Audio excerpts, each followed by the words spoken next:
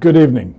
Tonight we speak directly to the world, including leaders of ASEAN, the halls of the United Nations, foreign ministries of every nation, and every individual that values peace.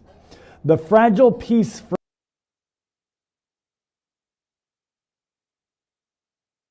framework between Cambodia and Thailand is under constant intentional attack. We report tonight that the deliberate strategy of the Thai military regime is simple: trickery and provocation. Tonight we're going to review the catalog of breaches since this conflict began, and then we'll answer the most urgent question of all. Why does Thailand always have to resort to trickery and provocation? The pattern of hostility continues unabated. We begin this evening with a story that proves the point: the Thai military's disregard for international mechanisms. This morning, November 19, 2025, at 11:08 a.m., the ASEAN Observer Team, while conducting a verification mission in Vie Vang District, Porsat Province, was forced to withdraw. Our Ministry of National Defense has confirmed that the mission was suspended immediately following weapon explosions originating from the Thai side. I want to point out that this is not an accident. This is deliberate intimidation aimed at removing the international oversight guaranteed by the very peace accords that Thailand signed. It proves that the Thai military operates in fear of witnesses. Let me say it again. They operate in fear of witnesses. This, of course, follows the fatal attack just days ago on November 12th in Prey Chan, which killed one Cambodian civilian and wounded others. This new incident underscores a terrifying reality. Thailand is actively trying to prevent the world from verifying its own violations. We must now review the facts that define Thailand's strategy since the conflict began this year. Their actions fall into two clear categories. First of all, what we could call trickery, the art of political deceit. First of all, there is the unilateral map claim. Listen carefully.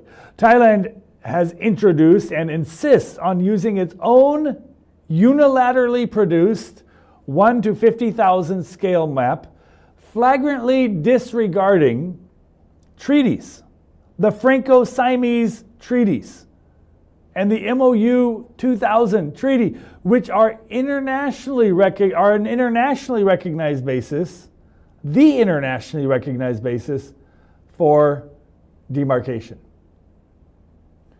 Then there's the landmine pretext.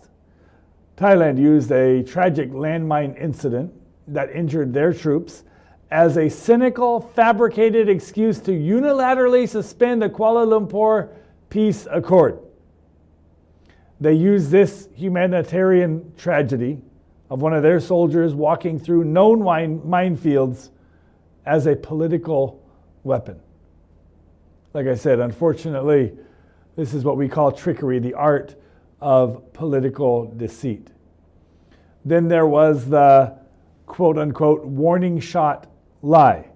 After shooting and killing an unarmed Cambodian civilian in Prey Chan in Ban Thi province, the Thai Ministry of Foreign Affairs immediately issued a release claiming their forces only fired quote-unquote warning shots in self-defense. This absolute disinformation attempts to hide a war crime.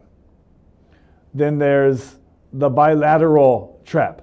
They consistently reject bodies such as the International Court of Justice, and they say, we only want bilateral talks, knowing that as the more powerful military, this demand is simply a trick to force Cambodia's capitulation by military threat. Then there's the other category, which is provocation, the use of force and fear. First of all, there's the hostage crisis. Thailand continues to illegally detain our 18 captured soldiers, using them as political hostages in violation of the Geneva Conventions, demanding concessions before their release. Then there is the direct civilian attack. The unprovoked, fatal shooting of Cambodian civilians in Prey Chan demonstrates the most severe form of military provocation imaginable. Then there's psychological warfare. Thai forces launched an inhumane campaign of psychological terror by broadcasting loud, disruptive ghost sounds, monster sounds, screaming sounds, and propaganda from their border, pointing into the Cambodian villages and residential areas to coerce our citizens out of their homes. Then there's the destroying or the destruction of property. They illegally use bulldozers to clear land and destroy the homes of our civilians, violating the status quo and infringing on basic human rights.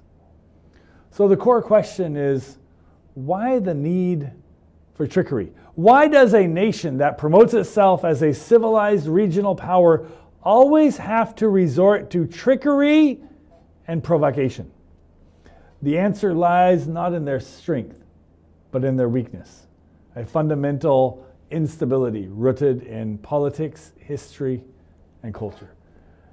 Political instability is directly connected to the military's ego. There's what we could call a power vacuum. At this moment, Thailand is suffering from chronic political instability. When civilian governments are weak or removed, the military fills that power vacuum, dictating foreign policy.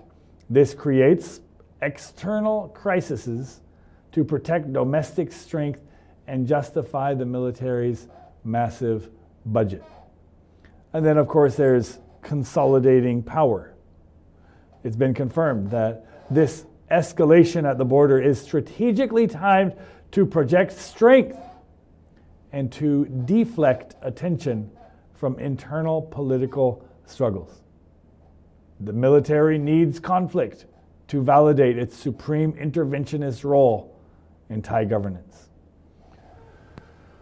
Then there's the historical denial and there's nationalist fear.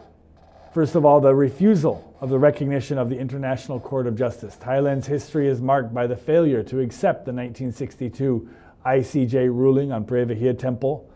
This denial feeds a powerful hyper-nationalist and extremist faction that views any diplomatic resolution as a betrayal of territory that must be reclaimed. There's appeasing extremism. The government there in Thailand must constantly appease these voices, these extremist voices, by resorting to aggression and deceit. The Thai political class is prioritizing internal nationalistic fervor over regional stability and international law. So we have the broken smile. Thailand's land of smiles. The culture masks that there is actually an underlying racist and superior attitude towards its neighbors. This allows the military and government to dehumanize Cambodian citizens and justify brutal actions like the shooting of civilians and the assault and abuse of our migrant worker within their borders. There's, of course, the fear of loss as Cambodia achieves greater stability, international recognition.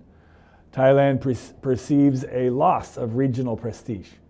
This fear of loss pushes the military to test the limits of its aggression to assert regional dominance. So, it is our final demand and request for accountability. The world can no longer afford to be fooled by the sophisticated facade. The evidence of trickery and provocation is overwhelming. We appeal to the international community. The time for quiet diplomacy may be over. We ask you to join us in demanding an end to intimidation. Condemn the deliberate act of forcing, today even, the AOT, the ASEAN observer team to withdraw today, proving Thailand's fear of verification. We ask you to join us in enforcing the accords. Demand that Thailand reverse the suspension of the accords, release the 18 hostages, and immediately cease all acts of military provocation.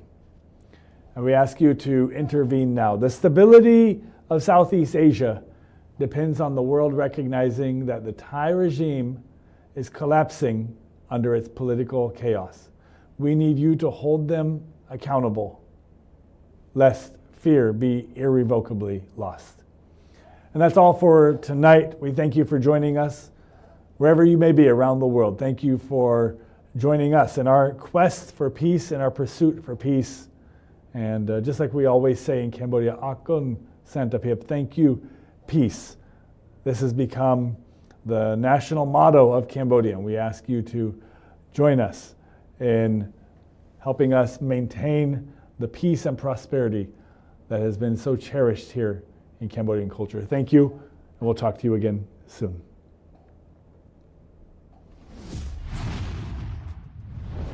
ត្រយ៉ងនាំសារពិតគ្រប់ទីកន្លែង